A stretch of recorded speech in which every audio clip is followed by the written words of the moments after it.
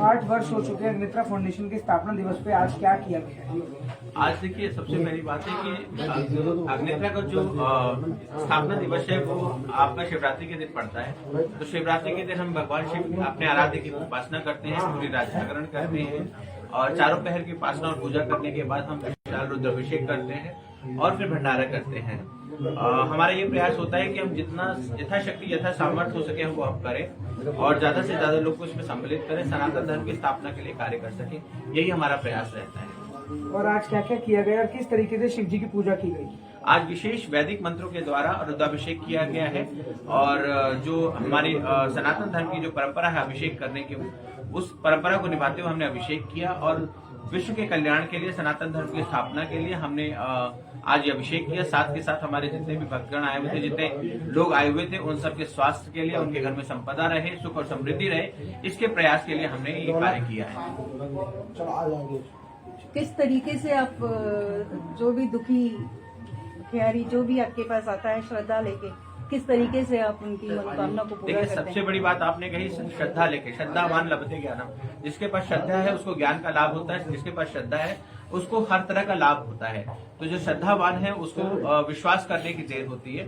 और जहां तक रही मैम, आजकल जैसे बहुत सारे चमत्कार दिखने को मिलता है, मैं हमारी गुरु परंपरा में चमत्कार को बहुत दूर से नमस्कार करने को कहा गया है। हमें ये कहा जाता है कि सिर्फ आप अपना कर्म कर्तव्य करते रहिए, आराध्य से प्रार्थना करते रहिए और जो होगा वो होगा, जो उचित होगा वो होगा।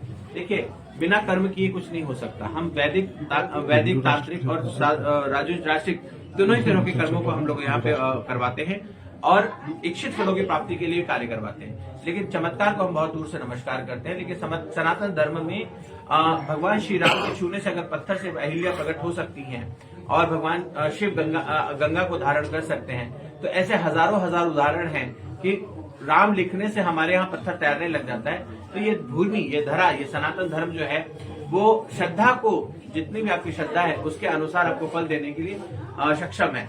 तो हर तरह के लोग, हर तरह की व्यवस्थाएं हमारे यहाँ रही हैं और ये आदि से अनंत तक है। जिसको जैसा चाहते हैं उसको उस प्रकार का फल मिलता है। पर सनातन धर्म का मूल यही है कि सबका कल्याण हो, सबका मंगल हो और यही हम सब चाहते हैं। तो यही इसी उद्देश्य के साथ मैं कार्य कर रहा हूँ। और जैसा कि आप लोग जानते ही हैं कि 18 वर्ष कॉर्पोरेट में काम करने के बाद मैंने जब दृढ़ निश्चय लिया कि मुझे सनातन धर्म की स्थापना के लिए कार्य करना है, तो मैं इस कार्य में आगे निकल गया और सब कुछ छोड़कर मैं इसमें लगा हूँ। एक छोटा सा प्रयास शुरू किया है और ज्यादा से ज्यादा लोग जुड़ते जा रहे हैं। अलग अलग जगहों पर अलग अलग प्रकार के अनुष्ठान और कार्य किए जा रहे हैं। हम कई सारी विधवाओं को भी हम आशा देने का प्रयास कर रहे हैं, उनको रोजगार दे रहे हैं और प्रयास ये कर रहे हैं कि जो भी हमारे पास संचय हो, जो भी हमें मिले, जो भी हमारे पास प्राप्त है या जो मेरे अपने जीवन की खुद की जो जमा पूंजी है वो जन कल्याण में लगे, जनमानस के कल्याण में लगे, यही है। और मैं यही कहूंगा कि आप सब बढ़ चढ़ कर आए, मिले, जुड़े और जो हो सके वो आप करें, क्योंकि कलयुग में किसी भी तरह का सहयोग महान सहयोग माना जाता है। क्योंकि दान होता है, वो आप करें, चाहे यहाँ करें या कहीं भी करें, लेकिन किसी न किसी आवश्यक की किसी न किसी मदद जरूर करें। तो सनातन धर्म यही कहता है, वसुधैव कुटुंबकम, संपूर्ण विश्व हमारा परिवार है, उसी प्रकार हमें देखें। लेकिन हमारे यहाँ एक बात और ये कही गई है, जब जरूरत पड़े तो शास्त्र दीजिए और जब जरूरत पड़े तब शस्त्र उठा लीजिए। तो जब सनातन धर्म की हानि होगी तब हम शस्त्र का प्रयोग जरूर करेंगे और इसमें हमें कोई आपत्ति नहीं है, कोई भी तरह का हम लिहाज नहीं करेंगे। धर्म की रक्षा के लिए हम शस्त्र और शास्त्र दोनों का ही प्रयोग करते हैं, क्योंकि धर्मो रक्षति धर्मा, जो धर्म की रक्षा करता है तो धर्म उसकी रक्षा करता है। तो उस धर्म की रक्षा के लिए हमें शस्त्र और शास्त्र दोनों का प्रयोग करना पड़े तो हमें कोई आपत्ति नहीं है। आप तक किस तरीके से कोई भी व्यक्ति पहुंच सके, उसके लिए क्या स्थान है? गुरुदेव कहते थे, यह दरबार दीन को आदर, जिसे आवश्यकता है उसके लिए दरबार खुला हुआ है। 24/7 अवेलेबिलिटी है। यहाँ कोई प्रोटोकॉल नहीं है, कोई वीआईपी ट्रीटमेंट नहीं है, न किसी को किसी से अपॉइंटमेंट लेने की जरूरत है। जब मैं यहाँ पर उपस्थित हूँ आप आ जाइए, राह चलते भी मिलेंगे तो भी मैं आपके लिए अवेलेबल हूँ। यहाँ कोई किसी भी तरह का वो नहीं है। जब आपको आवश्यकता लगती है, जब आपको जरूरत लगती है, आप यहाँ आ सकते हैं। थोड़े से पूजा पाठ के नियम होते हैं, अगर उस समय पूजा पाठ चल रही है तो आपको थोड़ा सा इंतजार करना पड़ सकता है, नहीं तो मैं हमेशा उपलब्ध रहता हूँ। आपको जब आवश्यकता लगे आप मुझे फोन कर सकते हैं, मिल सकते हैं और अपनी बात कह सकते हैं। गुरुजी, जैसे आप भारत देश में आप जैसे लोग हैं जो सनातन को ईश्वर के द्वारा विश्व गुरु बनाना चाहते हैं, वहीं पे बहुत सारे लोग हैं जो चमत्कार को, जैसे बागेश्वर धाम जी, उनका लोगों का भावना है वो लेके वहाँ पहुँचते हैं। बहुत से ऐसे लोग हैं जो उनको भावनाओं को, उनके चमत्कार को उन्होंने कुछ झूठा और बौखलाने वाली बात कही है, तो उनके बारे में क्या कहना चाहते हैं कि सनातन धर्म को कहीं ना कहीं हमारे भगवान श्री कृष्ण ने बहुत अच्छी बात कही है। जो अभक्त है, जो मूढ़ है, उसे समझाने का प्रयास नहीं करना चाहिए।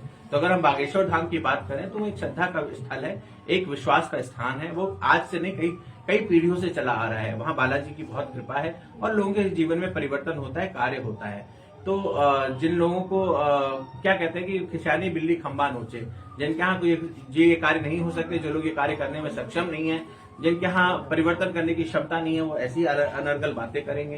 तो भगवान राम के चरित्र से लेकर महात्मा गांधी के चरित्र से लेकर अगर आप देखें तो किसी के चरित्र को इन्होंने छोड़ा नहीं है। तो सनातन धर्म के तो प्रति ये जो राक्षस प्रवृत्ति के जो लोग हैं ये हमेशा रहे हैं और सदैव रहते रहेंगे, उससे हमें कोई फर्क नहीं पड़ता।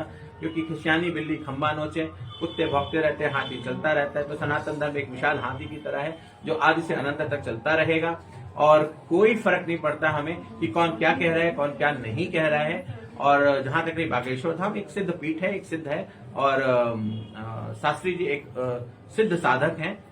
मैं उनसे पहले भी कई बार मुलाकात हो चुकी है, जब वो मकर ध्वज में आया करते थे या बालाजी में आया करते थे, अलग अलग स्थानों पे। तो आयु में काफी छोटे हैं, परंतु मैं ये कह सकता हूँ उन्होंने एक शक्ति और सामर्थ्य को सिद्ध किया और उन सबको, हम सबको नमस्कार करना चाहिए। और अगर हम सनातनी हैं तो हमें उनका साथ और समर्थन देना चाहिए। In short I tell you कि अगर if he deserve then we need to support him. आप उन लोगों को क्या कहना चाहेंगे जो इसी कलयुग में, इसी भारत देश में रामचरितमानस पर भी सवाल उठाते हैं और उनको भी उनको कटघरे में लाते हैं? रामचरितमानस को भी वो एक ऐसे हैं जो बिहार के हैं, जो वो उन्होंने रामचरितमानस पे भी, देखिए आजकल क्या हो गया है, क्षमा करेंगे, मैं आप लोगों को थोड़ा सा हो सकता बुरा लगे, आप लोगों की जो दया माया है, जो मीडिया वर्ड है, जो सोशल मीडिया है, वो इतनी इजीली अप्रोच हो गई है कि कोई भी कुछ भी कहीं भी कह सकता है, चाहे वो उसके लिए ऑथराइज्ड है या नहीं है, जो उसके लिए डिजर्व करता है या नहीं डिजर्व करता है, उसकी कैपेसिटी है या नहीं कैपेसिटी है, वो कुछ भी कह सकता है।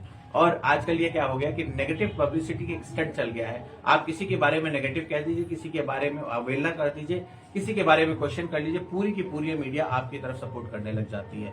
तो एक ट्रोल चलने लग जाता है। तो ऐसा कोई भी कुछ भी कहने लग जाए तो उनका क्या कहना है। और थोथा चले बजे घना, मतलब आप जितना मर्जी जो मर्जी कर लीजिए।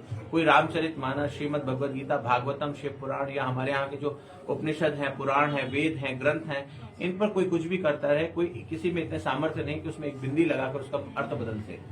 संसार में आज भी पूरा विश्व जब भी आपदा काल में होता है तो भारत की तरफ सर उठाकर देखता है, भारत की तरफ आकांक्षाओं के साथ देखता है, विश्वास के साथ देखता है कि हम उनकी सहायता करेंगे। तो ऐसे लोगों का कुछ भी नहीं हो सकता। ये पुराने जन्म में पहले सुपर्णखा थे और राक्षस थे, अब ये नए नए बुद्धिजीवी बन गए हैं जो अपने आप को सेकुलर या लिबरल कहने के नाम पर सनातन धर्म पर उंगलियां उठाते रहते हैं। इनकी गति और इनकी मुक्ति कैसी होगी वो ईश्वर ही जाने। हम अपना कार्य करेंगे और सदैव करते रहेंगे, हमें कभी किसी की परवाह रही नहीं है। क्या आप अपना एक बारी मोबाइल नंबर बोलेंगे ताकि जो भी हमारे चैनल के माध्यम से आपको देखें तो एटलीस्ट कम से कम आप तक पहुंच सके? बिल्कुल बिल्कुल, आप 9886-707-1108 ये मेरा मोबाइल नंबर है। ये 24/7 अवेलेबल रहता है। कभी किसी को कोई दुख है, आपदा है, आप सदैव इस नंबर पर फोन कर सकते हैं। फेसबुक, इंस्टाग्राम और जो आजकल के जितने भी माध्यम है सोशल मीडिया के, उस पर भी आप हमसे जुड़ सकते हैं, मिल सकते हैं, अपना प्रश्न पूछ सकते हैं। देखिए हमारे साथ, मैं आपको यही कहूंगा, हमारे साथ हर तरह के बुद्धिजीवी जुड़े हुए हैं। पढ़े लिखे चार्टेड अकाउंटेंट हैं, लॉयर्स हैं, डॉक्टर्स हैं, इंजीनियर्स हैं। ये क्वालिफाइड लोग हैं और इन्हें सनातन धर्म में बहुत विश्वास है। आज यहाँ से लेकर विदेशों तक लोग सनातन धर्म के विषय में बात कर रहे हैं। अभी कुछ लोग बाहर से आ रहे हैं जो यहाँ पर आकर मेरी देखरेख में हिंदू धर्म को अपनाने वाले हैं। जब वो आएंगे और यह विशेष और खुशखबरी मैं आपको दूंगा और मैं आपको ये बताऊंगा कि देखिए सनातन धर्म में लोगों का कितना विश्वास है कि लोगों ने अपनी इच्छा से परिवर्तन करना शुरू किया। ना हम पैसे देते हैं, ना हम लालच देते हैं, ना हम डराते हैं, हम सिर्फ ज्ञान देते हैं और ज्ञान के धर्म आधार पर हम परिवर्तन करते हैं।